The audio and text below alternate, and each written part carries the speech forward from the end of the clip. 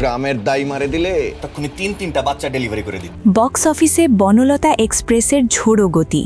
মুক্তির 18 দিন পেরিয়েও দর্শক চাহিদার শীর্ষে তানিম নূরের এই তারকাবহুল সিনেমা ভেলে দিচ্ছে একের পর এক পুরনো রেকর্ড। প্রযোজনা সূত্রে জানা গেছে, দেশি ইতিমধ্যেই 6 কোটি টাকার বেশি টিকিট বিক্রি হয়েছে।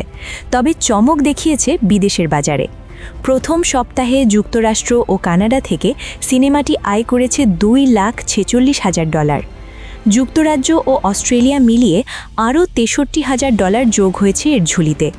সংশ্লিষ্টরা আশা করছেন, খুব শীঘ্রই 2022 সালের ব্লকবাস্টার হাওয়ার $2,71,000 রেকর্ড ভেঙে উত্তর আমেরিকায় সর্বোচ্চ আয়কারী বাংলা সিনেমা হতে যাচ্ছে বনলতা এক্সপ্রেস। হুমায়ূন আহমেদের কিছুক্ষণ উপন্যাস অবলম্বনে নির্মিত এই ছবিতে চঞ্চল চৌধুরী, মোশাররফ করিম, শরীফুল রাজ ও বাঁধনের মতো তারকাদের অভিনয় দর্শকদের মুগ্ধ করেছে।